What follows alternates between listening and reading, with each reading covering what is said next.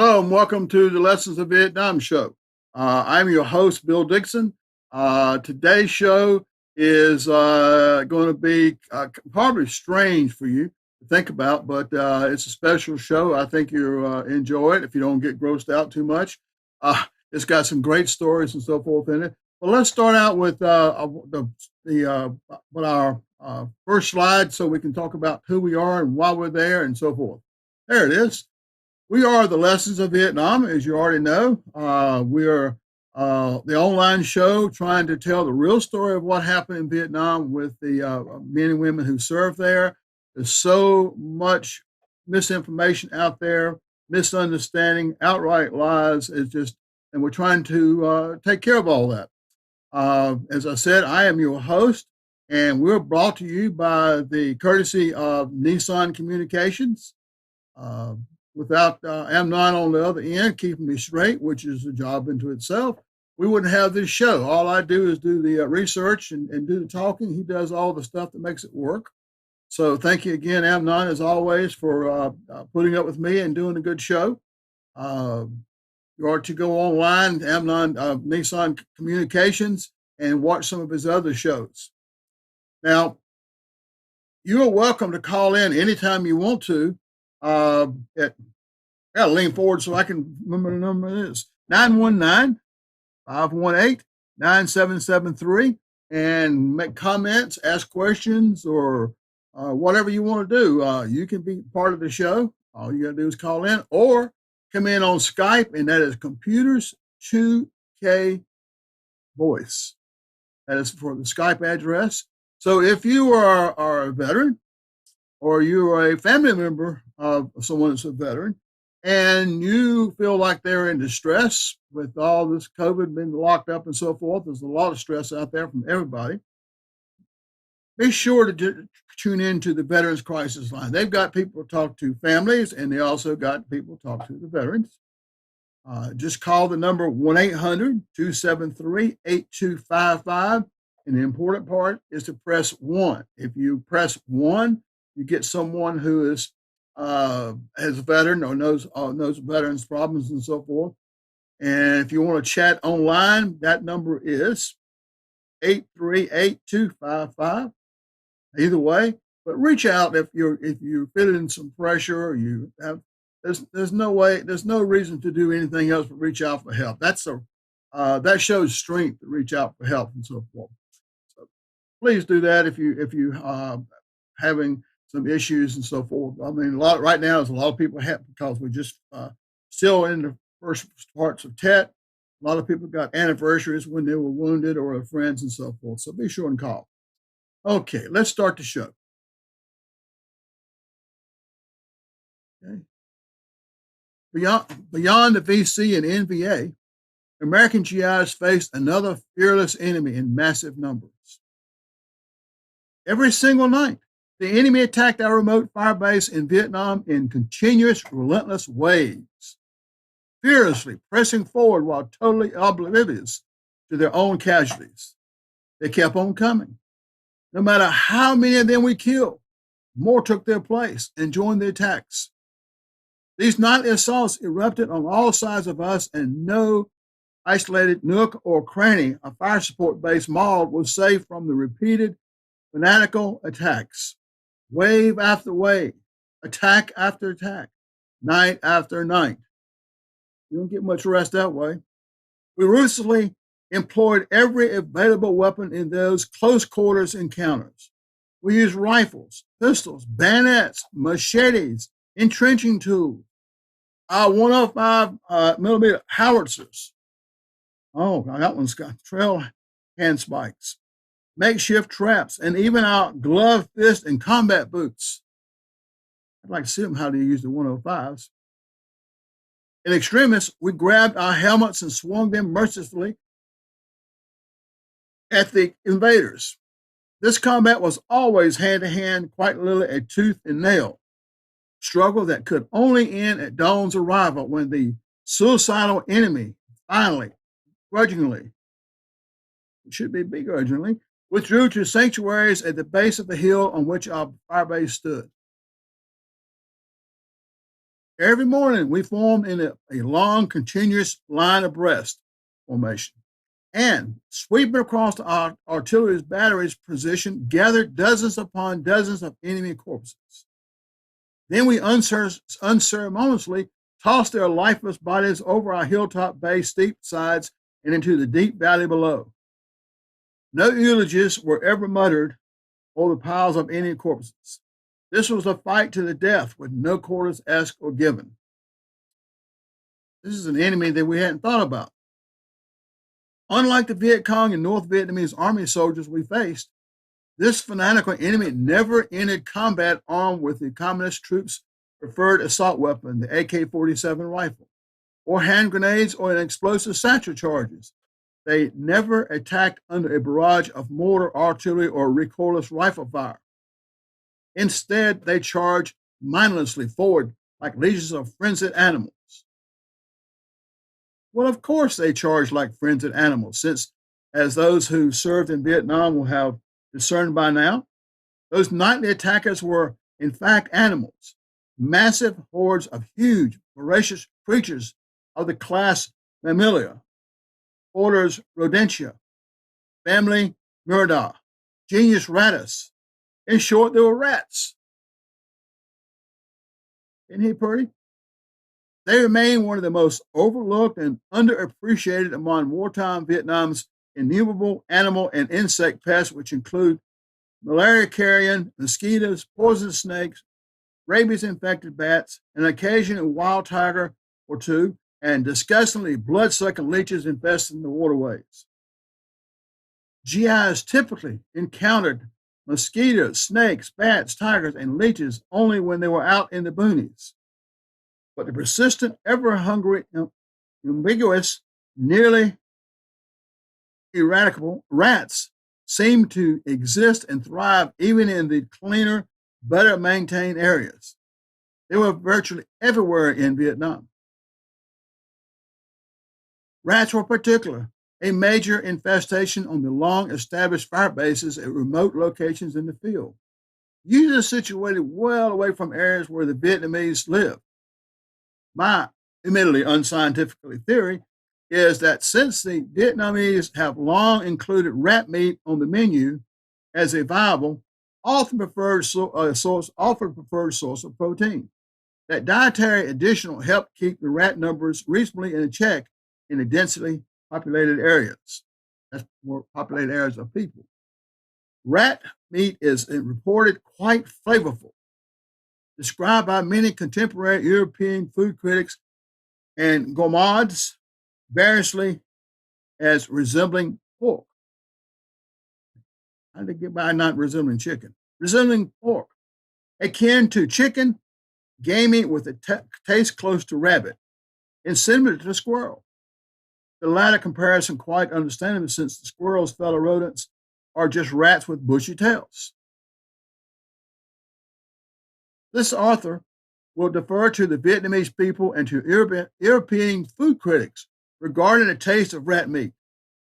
Although later in the war, when I was an American fire support advisor to South Vietnamese artillery units at the Way Citadel in the northern part of the country, I bravely sampled dog meat, spare rib barbecue. Not too bad, actually, as a courtesy to my gracious Vietnamese counterpart host. I also tried a little delicacy consisting of a huge, deep dish plate of coagulated chicken blood, as a consistence of a jello, served up in a pie-like slices and a taste that must be similar to licking rusty nails. But rat meat, I think, was never offered nor consumed. This may have been a cultural bias, but we Americans never considered cooked rat meat as an option for rodent population control. I think I'd rather had the rat meat than the congealed blood. Rat infestation, especially on the older bases, was a direct, inevitable, and predictable result of American GIs' propensity for generating massive amounts of trash and garbage any place where they spent more than a few hours. An innovative graduate student or PhD candidate could likely create a winning thesis or dissertation proposed by thoroughly researching and calculating the average pounds of garbage that the typical GI created during a 24-hour period in a combat zone during America's 20th century wars. That'd be an interesting put together. At the long-term American fire bases, usually on the summits of steep-sided hilltops, trash, kitchen garbage, empty sea ration cans, and other things GIs considered no longer unuseful were routinely chucked over the fire base sides, accumulating in massive piles in the ravines surrounding the position. When I got to Vietnam in late 1971, that's just the author writing this, garbage, decomposing trash, and fresh rubbish had been piling up at bases like mine since 1965, providing hordes of rats with the perfect breeding and feeding environment. A single pair of rats can produce as many as 2,000 descendants in 1 year, and therefore the proliferation of rats in one location is often astonishingly huge.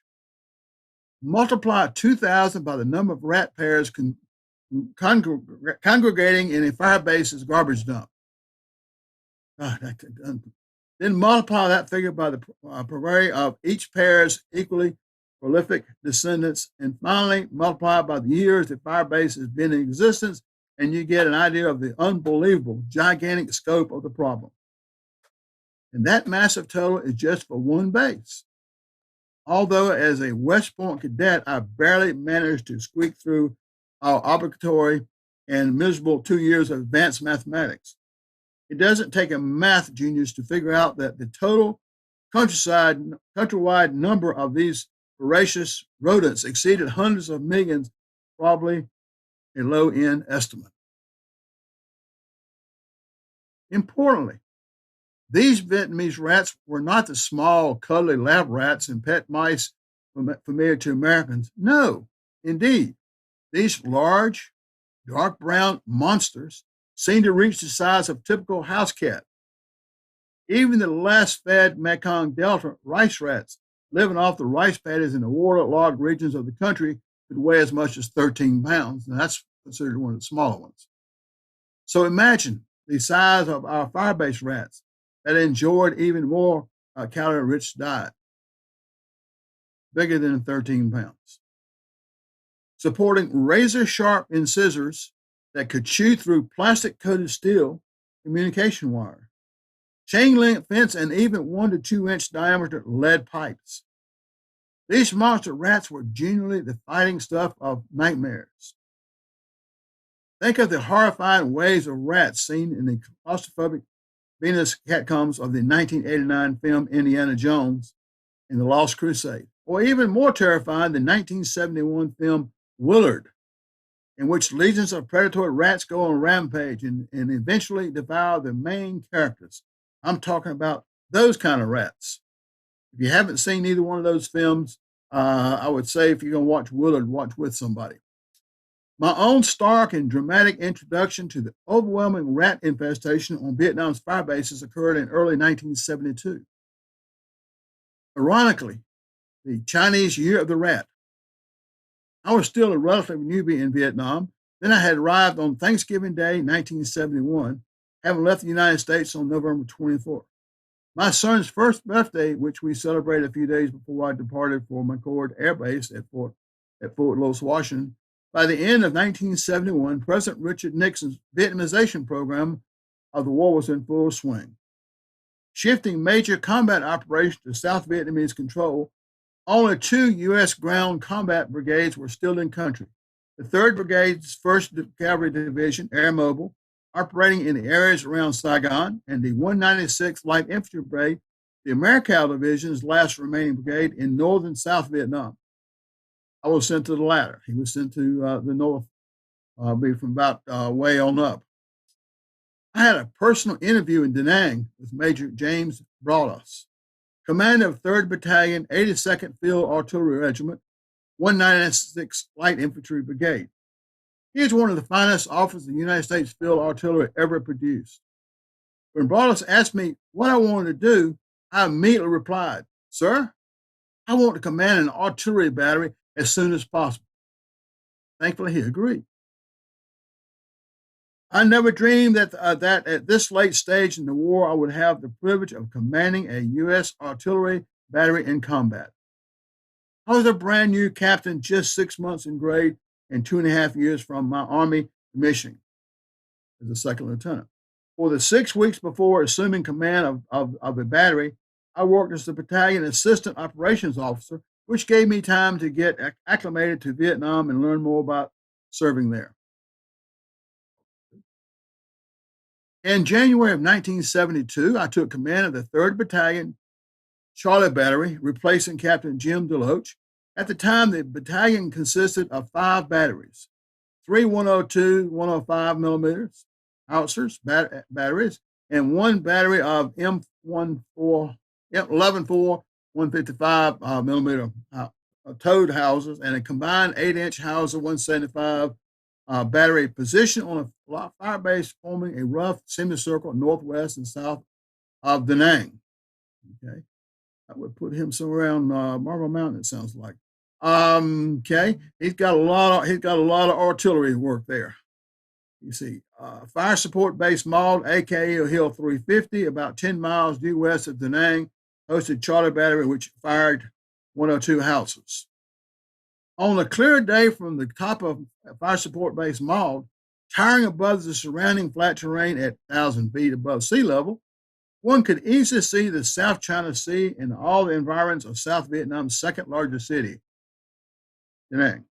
During monsoon season, fire support base Maud usually loomed above the billowy white layer of clouds that stretched endlessly in every direction. It appeared as though you could walk on top of those clouds all the way to Da Nang. And I can tell you that is a beautiful area through there. Fire support base Maud, one of the original Marine fire bases, dated back nearly 7 years to March 1965. So the Rats have had 7 years. Maud was fortified, entrenched, and enclosed by barbed wire. About 2/3 of the base was occupied by a 196 Light Infantry Brigade Infantry Battalion headquarters and an infantry company, a helicopter landing pad, and our only contact with the outside world was in the middle of the base. The northwestern 3rd container contained Charlie Battery, which consisted of 4 officers and 80 cannoneers. The rest were in our Da Nang rear area. Living conditions on fire support Maud were understandably primitive, with everyone occupying handmade hooges, consisted of multiple steel culverts, halves, and dirt-filled wooden 105 millimeter ammo boxes covered by the several sturdy layers of sandbags. Still, it was a step up from spending the night unprotected out in the boonies. You take a steel pipe, cut it in 2, and you have half a tube, which becomes home. The only thing is it resembled a fixed structure for our battery fire direction centers, which control our artillery, fire support for infantry companies in the field, and the field kitchen, mess hall, the highest and most vulnerable facility on fire support base Maud. And even those structures were just sandbag Connex containers, like you see on the trucks or on the ships. Rectangular 8-foot by 6-foot by 6-foot steel shipping containers converted for combat use. Our 105 millimeter howitzer were in open firing pits, each surrounded by a circular 4-foot high berm made of sandbag layers. A gun pit contained extra reinforced sandbag ammunition bunkers and gave us immediate access to 105 millimeter projectiles and their fuses, which also made them nice and easy to find for the artillery coming in. Yes, we did employ at least one comfort, a hot shower. About the size of a telephone booth, it was made from the remains of a canvas tent stretched over a wooden frame, topped by a 55-gallon drum filled with water, heated by a standard multi-fuel burning GI immersion heater. Compared with the infantry grunts slogging through the surrounding jungles, U.S. artillerymen on fire support had the comforts of home. Well, relatively speaking. The immersion heater, it uses kerosene. You fill it up with kerosene, and it's usually about half of what you fill up goes into the drum. So when you take a shower, you also get you take a shower with part water and part kerosene. And I shave with it for a while.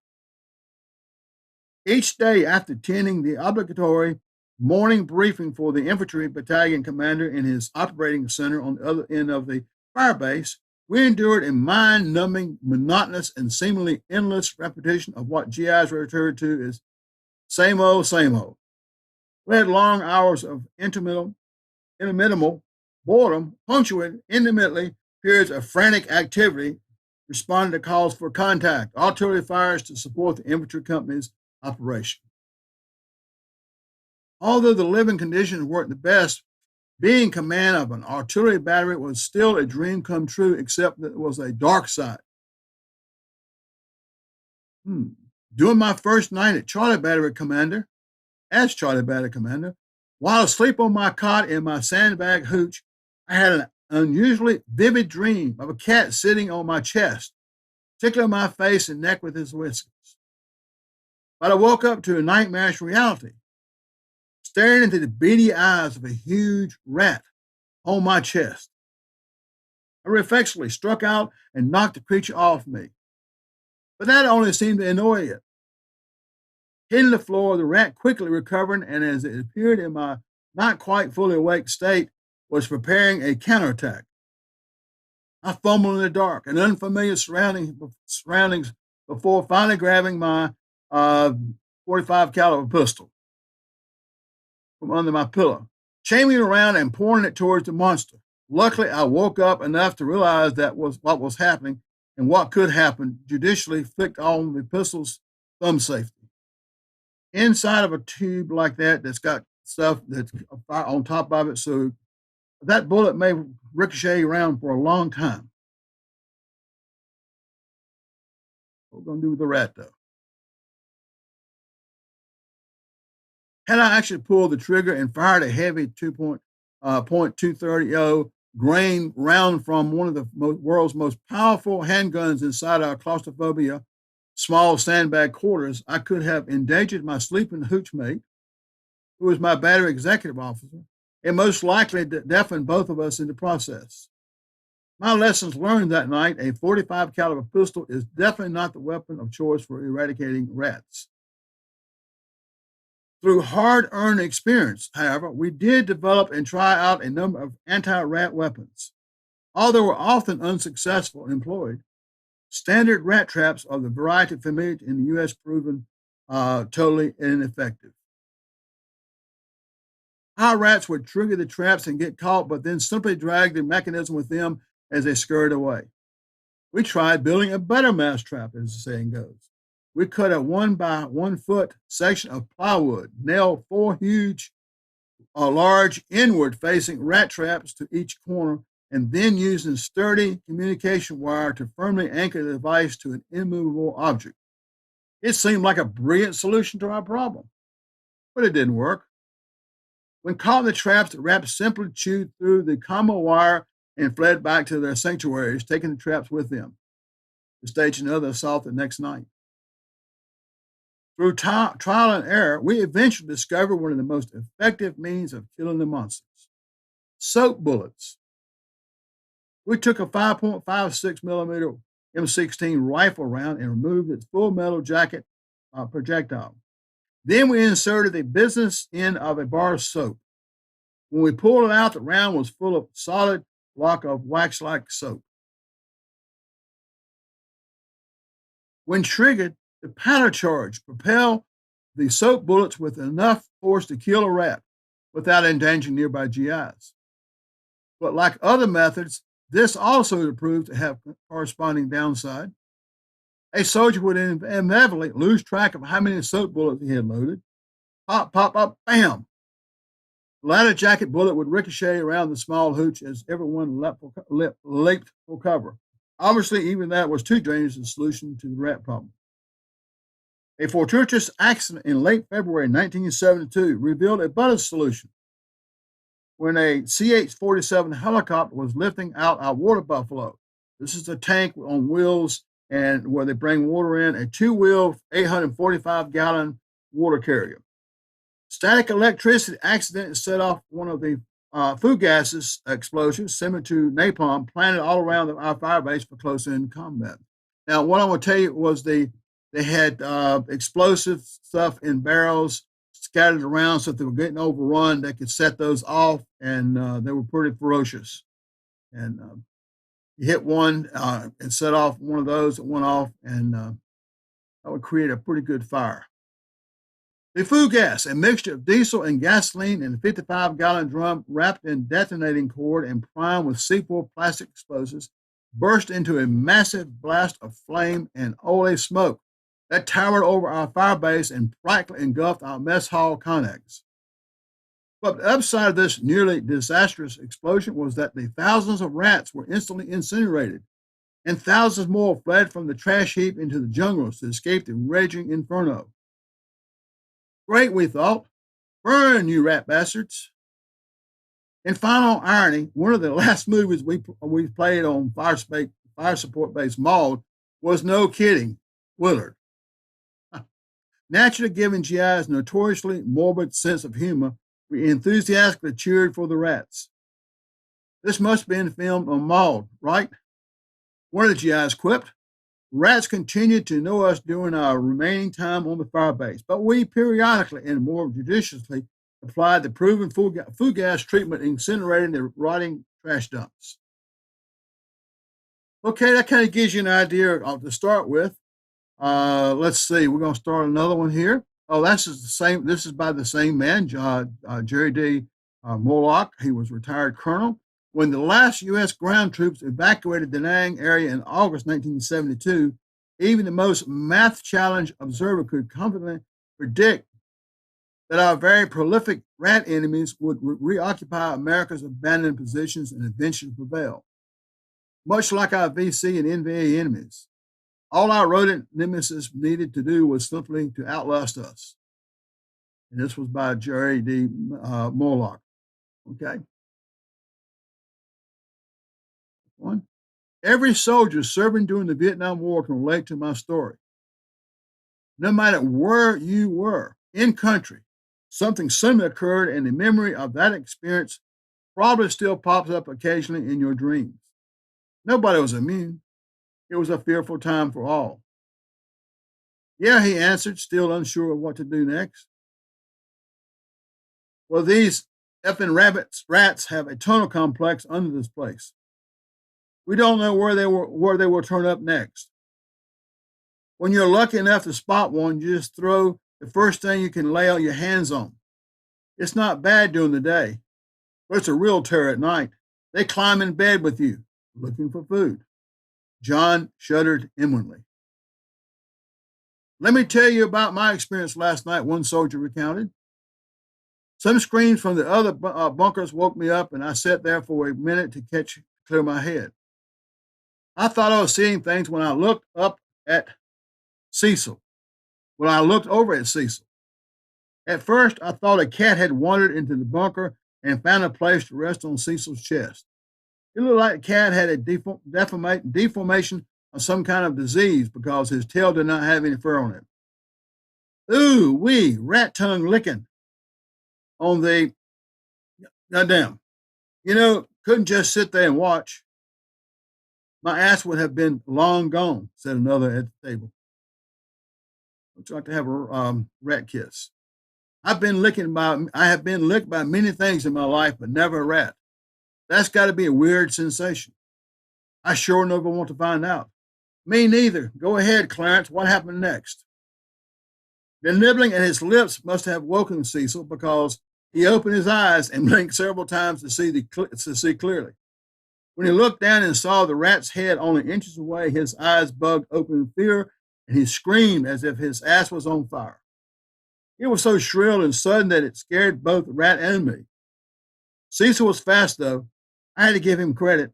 He snapped his poncho liner and catapulted that rat onto the floor in the center of the bunker. And just that fast, he jumped out of his cot with a bowie knife and proceeded to stab that creature until it was dead. Needless to say, neither of us could sleep anymore for the rest of the night. Probably still having that nightmare. Damn, This is one bad mother. Maybe we all need to move in with Cecil, one of the men commented. They laughed nervously at the comment. Hey, dig this, said another soldier at the table began. Me and Kevin had to go and piss during the night and headed to the latrine with our flashlight beams, leading the way. We both thought we were seeing things because everywhere we looked there were glowing red dots. We were stumped and stopped to figure it out. Then these red dots started moving around randomly in pairs. Something bumped in my leg and startled me. When I shined the light around our feet, several rats ran away. That's when it dawned on us that the rats had us surrounded. That scene was so bad, man, we looked like hell. Booked like hell back to our bunker and barricaded the doorway to keep the bastards out. Unfortunately, 4 men bitten during the night awaited evacuation to the nearest hospital. This news heightened the fear in many, but also made them aware of how vigilant they had to be during the night. In attempt to turn things around, Cap came up with an idea.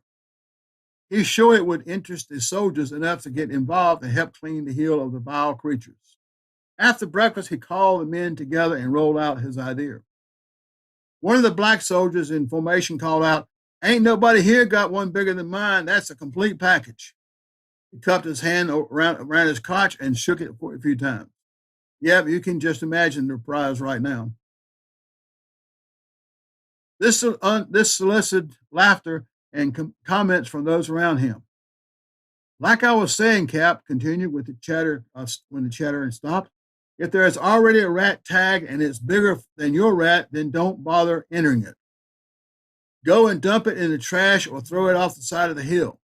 The CP will judge all entries during breakfast and will measure from the tip of his tail to the tip of his nose. I heard that some rodents running through our camp last night were as big as cats, and I know it would make more sense to use weight as a qualifier. However, we don't have scales, so we will judge by length instead. And you probably can't see that picture there of the rat in the measurement, but it was 14 inches. That was probably typical. I was getting to that and thinking, you really like this. The daily winner will be exempt from all details during the day and receive 12 ice cold beers. Well, you don't know how important that was. And ice cold to do whatever he would like with them. If you want to sell them or give them away, that's up to you. And this is where I think it will be interesting. The names of all the daily winners will go into a hat, and I will pick one grand prize winner on our last day here. Odds of winning will depend on how many days we are going to be here. Nobody knows that, and if we leave at the end of the week, the odds of winning would be better than leaving at the end of the month, unless one of you continues to win many of the daily contests. The grand prize winner will get a 3-day R&R onto China Beach. And I even throw in $50 in MPC to spend as you like. Those military payment certificates to MPC, that's what we use instead of American money. We're not allowed to use American money, and everybody want to go to China Beach. Loud cheering erupted in the ranks. They were already planning and sharing strategies. When can he leave? He can leave on the next day if he wants. It'll be his call. The commotion continued within the formation. The men could not believe this exciting prospect, and many were anxious to get started. There's one last thing I forgot to mention, and this is really important. All entries submitted for the contest must be in one piece from tail to nose. Do not alter the bodies and try to make them longer, and do not enter anything pieced together like a puzzle. Are we clear? Airborne, the group shouted. All the way, men, good hunting. Early the next morning, several carcasses were already on display before the daylight arrived. They were long, but eventually replaced by larger entries during the last hour of the contest. 6 inches were found to be so close that each had to be measured several times in length confirmed by others. Only 1/8 of an inch separated the winner from second place and measured exactly 29 inches in length. 29 inches in length, folks. That's more than 2 feet long rat. The winner quickly dispensed the 12 beers between his squad members, and immediately they were supporting him during this hunt and deserve a cold one. However, he also made it clear that he was going to China Beach alone. When looking over the carcasses on the ground, the thought of creatures that size stalking them at night was mind-blowing and sent shivers down spines.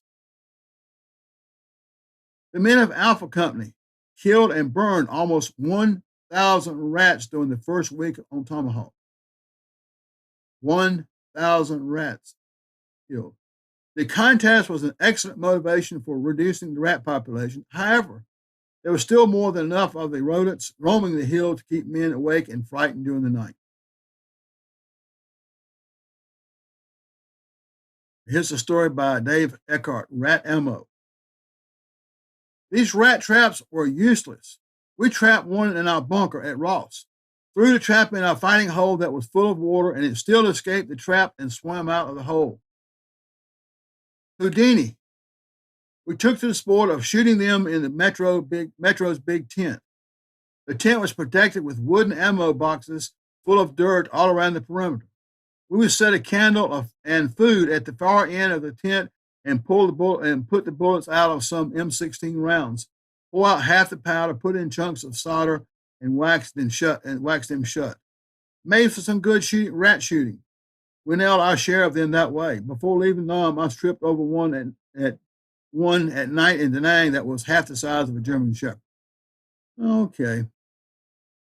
Larry Tyler, Hotel Company, 2nd to 5th, 1st Marine Division. They never trained us in boot camp or during infantry training about how to survive from many of the elements of Vietnam or its challenging environment. We were trained very well on how to use our weapons to kill and to protect ourselves from the enemy. But we never had any training for all the other ways you can catch disease, get wounded, or even die in Vietnam. Was from a booby trap, malaria from insects, hepatitis, homicides from friendly fire, or suicide, a buddy shooting at you while he was stoned on pot, accidents riding in vehicles, or helicopters, or animal bites from ants, scorpions, venomous snakes, monkeys, or rats. Any of these can seriously mess you up or kill you. Yes, even rats. The 1st or the 3rd Marine Division had to deal with rats in Nam. Yes, very big rats. I'm talking about man-eating rats. There were rats everywhere up near the DMZ, from Khe Sanh to Hue, from Charlie Ridge to Adrang Valley. There were thousands of rats running around everywhere. They ate from the city's garbage areas to the store supplies full of rice and potatoes.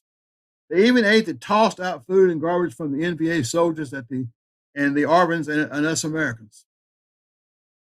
When you were in a firefight, ducking incoming mortar or on night watch, you had the opportunity to catch some shut-eye. Keep in mind that most of the time you are sleeping on the ground in an old bunker or in a freshly dug foxhole. It's dark with no light and pouring down rain during the monsoon season. It's a hellhole, but you survive. Once in a while, but very rarely, you might get to sleep in a cot in a tent behind a perimeter line. In Khe Sanh, there was a Marine who didn't cover up tightly when he went to sleep his first night in the Nam and got bitten in the face from one of those rats taking a huge chunk of flesh out of his cheek. He got medevac back to the States. Rat bites and scratches can result in disease and rat bite fever. Rat urine is responsible for the spread of, looks like lepto, which can result in liver and kidney damage. It can also be contracted through handling or inhalation of scat, poop, rat poop. Complications include renal and liver failures, as well as cardiovascular problems have resulted from rat bites. From the transmission of bubonic plague to typhus and hantavirus, rat infestations can prove helpful to human health. Rats are also a potential source of allergen. Their droppings, dander, and shed hair can cause people to sneeze and experience allergic reactions. Yet they never educated us about these possibilities as we were exposed and lived among the rats. Now, I have not seen anywhere in the list of possible um, Agent Orange stuff, but I have not seen anywhere for veterans benefits from rats bites. You haven't seen big rats until you've been face to face with these rats that roam the areas we live in fought. The rats had fleas, ticks, and mites. The rats would hide during the day and run around at night, looking for food to eat. We could stab them with our bayonets, but not shoot them. Shooting them might have given away our night position. Besides, it would have been a waste of precious needed ammo.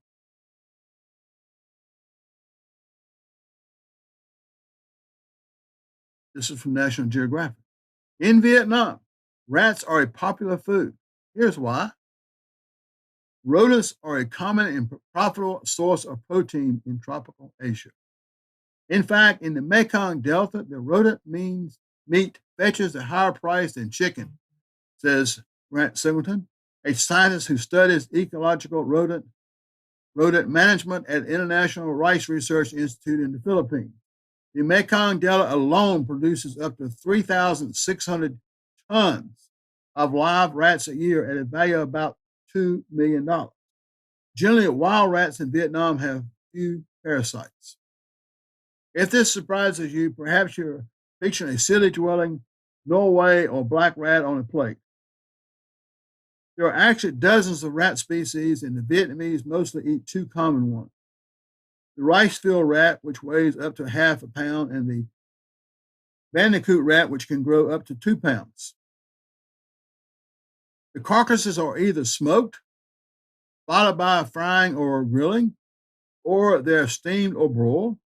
Steamed rats are said to have a stronger taste, and bigger rats are thought to be simply better eating. Though most wild rats in Vietnam are healthy and low on parasites, there are some potential health concerns when handling them before cooking. They raise them a lot in kennels or whatever. The mammals carry more than 60 diseases that can affect humans in places where rats are crop pests, particularly in Vietnamese rice fields. Farmers will put out rat poison, show acting and anticoagulant that can take up to 5 days to kill their victim. In fear of ingesting rat poison is why many Vietnamese prefer to shop for live rats in local markets, where they can determine for themselves if the animal looks healthy. In most cases, cooking the meat thoroughly in the best way to avoid getting infected with a rat-borne illness. There's one right there. It looks like they smoked those. That's a nice rat there. But I know that everybody wants to go out and have one. I'm not certain you can get that. I haven't seen that at the Vietnamese restaurants. That's probably something you have to ask for special. Unlike the Viet Cong and North Vietnamese army soldiers we faced, this fanatical enemy never entered combat armed with the communist troops' preferred assault weapon, AK-47 hand grenade. Instead, they charged mindlessly forward like legions of frenzied animals. And it looks like, okay. Jerry Stevenson, the roach chasing rats my first night at Anwar. I woke up around 02:30. That's 2:30 in the morning, with a great amount of pressure on my left thumb. My fingers went to find the source of the pressure and felt the head of a rat about the size of a good-sized cat. I guess I scared it, and it beat feet after chirping. I shined a flashlight on my thumb, and the rat had broken the skin. The next day, I had a Navy captain tell me rats don't carry rabies. I wrote my wife with his name and what happened in case I did get rabies. Anyhow, I managed to get one of those big rat traps and baited it with sea rat peanut butter. I heard the rat trap go off about the same time that she visited me before and said to myself, got the doggone thing, in a little more colorful language, and went back to sleep. When daylight came, I looked over at the trap and it was empty with blood on it. I found the rat outside the tent running around in circles. I guess this dope got screwed by the whack on the head. I broke his neck with the battery axe and disposed of the body. I lived to tell the story, I think. Sometime later, I noticed a rat chasing roaches and stopped killing rats. Hate those roaches. Bob Chanel. My rats are scarier than your rats. March, April, he says this in March 1970. I saw some guys talking about rats on Hill 327. I wasn't there long enough to know, but the ones at Anwar were very scary. It was late at night, and we're all tucked into our cots in one of the hooches. One of the guys had bartered with the cooks at the Grunt's mess earlier that evening and had gotten a couple of those 1 gallon cans of potato chips. We had munched on them during the evening with some beers and stored the rest for the next day. The chip cans lay on the floor of the hooch with the lid covers on. While laying there in the cot, you could hear the rustling in the rafters from time to time. We all knew they were rats and not field mice. Arvin's found as delicacies. Well, all of a sudden, I heard the door of the hooch creak open. It was totally dark, so you couldn't see anything. All of a sudden, you could hear the sound of grinding metal and then the sound of cans being dragged down the center of the hooch towards the door. I reached for my M16 and chambered the magazine, but felt absolutely helpless, stupid, and was not about to get out of my cot. Someone cried, "Shit, what's that?" Someone exclaimed, "You got to be kidding me." No one ventured out of their cots to save their chips. These are well-trained combat soldiers now. Never did see those cans again. That was the last time we ever left uneaten food in a hooch. These same rats, or some of their friends, attacked one guy going to take a shower one night. I always wore my boots to the shower, never flip-flops, but that I wore in some of my pictures. The Anwar, the dirt was like dust powder and would leave you just as dirty. After the shower, when you had to walk back your hooch, hence the boots. It was always very dark at night when the moon wasn't out, and because of the no light conditions, what's that called again? Didn't need a sniper or random shots fired at you, so we lived in the dark. You always see those eyes staring at you when you walk to the shower. Very eerie and unsettling.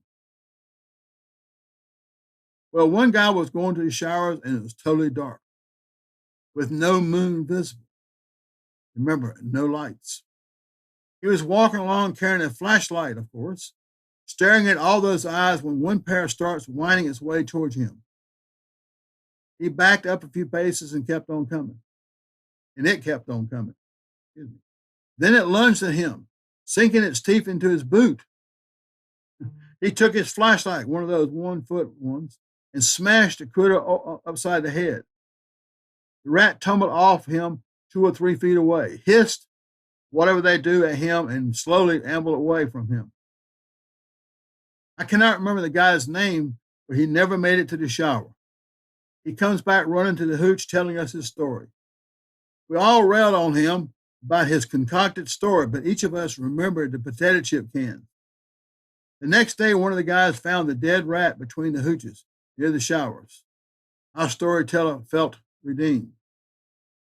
Those rats looked like small dogs, certainly bigger than chihuahuas. Rats by Jim Richardson. Rats were a common thing where I was stationed during the Vietnam War. That place was called Chu Lai, once a small fishing village along the South China Sea, then the headquarters of the 23rd Infantry Division. I had recently received a transfer to the rear area from Bravo Company, 1st to the 6th Battalion, 196th Infantry Brigade, and was happy at not having to be a grunt anymore, humping the jungle for weeks at a time in search of the enemy. My memories of living on mountainous fire bases, Mary Ann, was still fresh in my mind. 3 of us, including my platoon leader, Sergeant Daniels, and the platoon medic, lived in a small bunker on the hill's southern perimeter 2 weeks over the Christmas holiday. It was hardly big enough for us to turn around.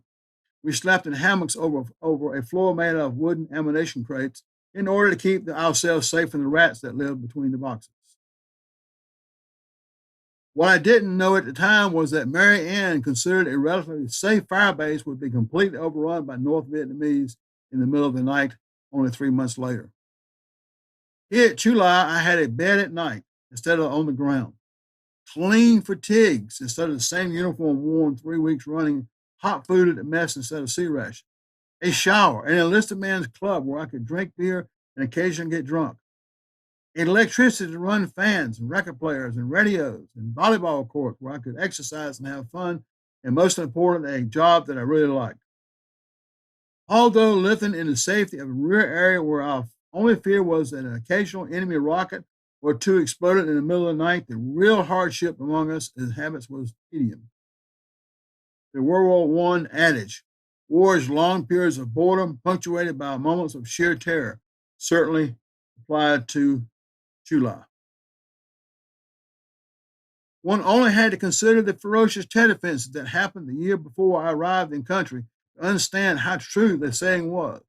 Among the worst things that threaten our lives now, however, seem to be the bad coffee at the mess hall and the outdated B-rated movies we watched at the EM Club at night. Which brings me to my subject, rats. July was like a small city, possibly with as many as a few thousand military personnel living within its confines. Like many small cities, it had its problems such as garbage and waste removal. Areas that served as dumping grounds were fenced in with huge, high chicken wire. But that was only a small inconvenience to the large Vietnamese rats that lived among us. If there was ever a happy lot, it was them. They had no problem adapting to the tons of leftover American cuisine. Rotten potatoes, old lunch meat, and chicken parts, chunks of cabbage, and leftover carrots. Many of the rats found the hundreds of ancient sandbags, bunkers scattered around the military complex, an ideal place to hide and call home when it wasn't busy foraging.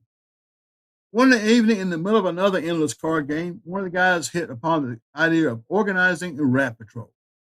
That would try to limit the rats population around the compound. Everyone thought it was a brilliant idea. Immediately, we broke up the card game and began preparing ourselves for the nocturnal hunt. The plan was to go out every night until we were successfully limit their numbers. Someone printed Rat Patrol in large block letters on a piece of paper that we each attached to our hard helmets with an elastic band.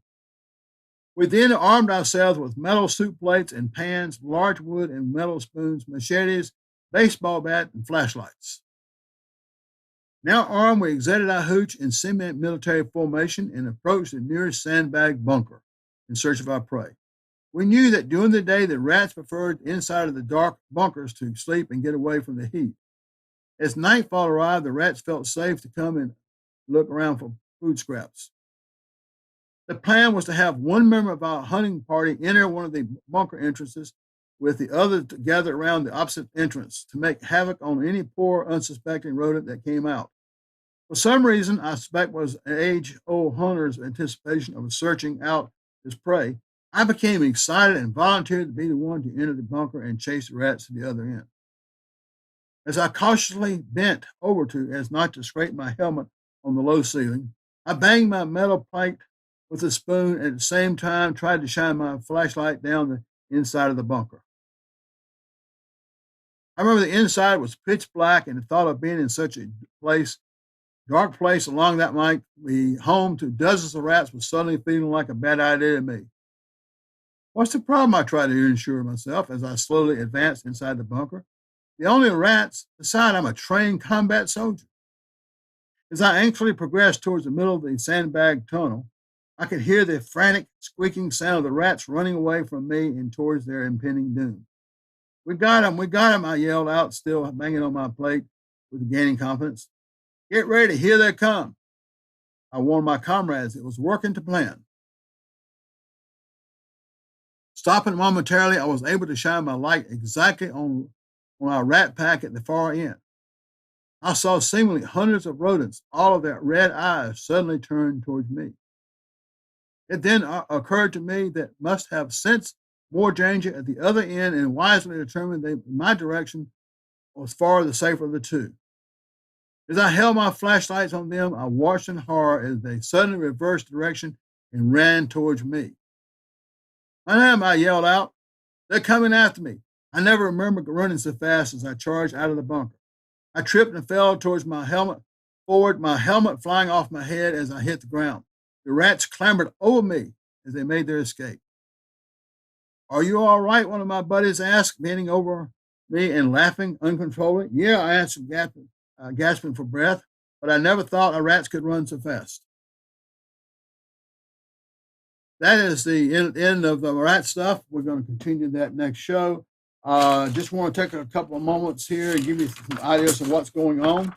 Of course, the 17th of the month is St. Patrick's Day. 20th is time for spring to spring. If you live in North Carolina, I can tell you, if you don't like the weather in North Carolina, wait, because it'll change that day. It could go from, looks like it's going to snow to sun and warm. 26, if you're in the Raleigh area, the play Etchings and Stone will be running continuously at the North Carolina History Museum on Edenton Street. I highly recommend you go. It was written by one of our members, Ron Harris, from Wake Forest, North Carolina, who now lives in Cary. And the concept is you are visiting the Vietnam Memorial Wall in D.C., but you are sitting inside the wall, and you're seeing and hearing other people visit the wall, and you hear their stories. Very moving. It's a 90-minute show, but you can come in anytime and see it. That's going on. The 29th is National Vietnam Veterans Day. There's probably, wherever you are, there's probably some kind of function going on to honor Vietnam veterans and so forth. Now, if you're anywhere in the triangle here, the wall, the 3/4 version of the wall will be in Garner, North Carolina, on the 30th through April 3rd, I believe it is. If you have not seen the 3/4 wall, you need to see it. It's awesome, especially at night when it's lit up. You can do rubbings on that one. They've got lots of things going on there at the wall, so be sure and get there. Our next show will be 11th of April. And if you're out there and you're a Vietnam veteran, how about sending me some of your rat stories? I know you got one, because you can't be in Vietnam hardly without being in one. I woke up one night, it was a rat on my chest inside of my mosquito net. I don't quite know how he got in there, but you could hear him at night. That we had barrels with sandbags filled up with water and sand, and then sandbags on top of that, and the rats used to live in those, and you could hear them all night long running through there and so forth. So you don't really think about all the rats and so forth, but that was a real problem wherever we were. And like I said, almost all Vietnam veterans have a rat story someplace. Be sure and tell all your friends about the show. Hope you liked it. It didn't gross you out too much, but I just wanted you to understand part of this series is the idea of what it was like on an average day for a Vietnam veteran. Each veteran didn't always do the same exact thing, but the rats were whatever year you went there, you probably had rats. Wherever you were, you had rats. So wanted to get that out there, and we'll be doing some more things. But thank you for tuning in to the show. If somebody wants to see the show, they can go to Nissan.com, communications.com/archives and pick out the show along with a whole lot of other shows. I hope y'all have a great remainder of the day, and looking forward to seeing you on the 11th of April.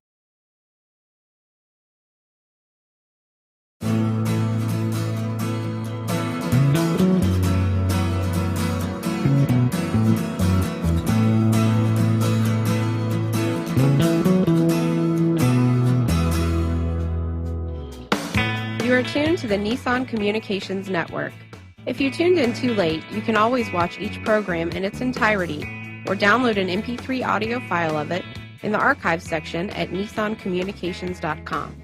Don't forget to subscribe to our YouTube channel, follow us on Twitter, and like us on Facebook. Sponsored by StreamingGear.com, Carolina Apparel, and DeltaForce.net.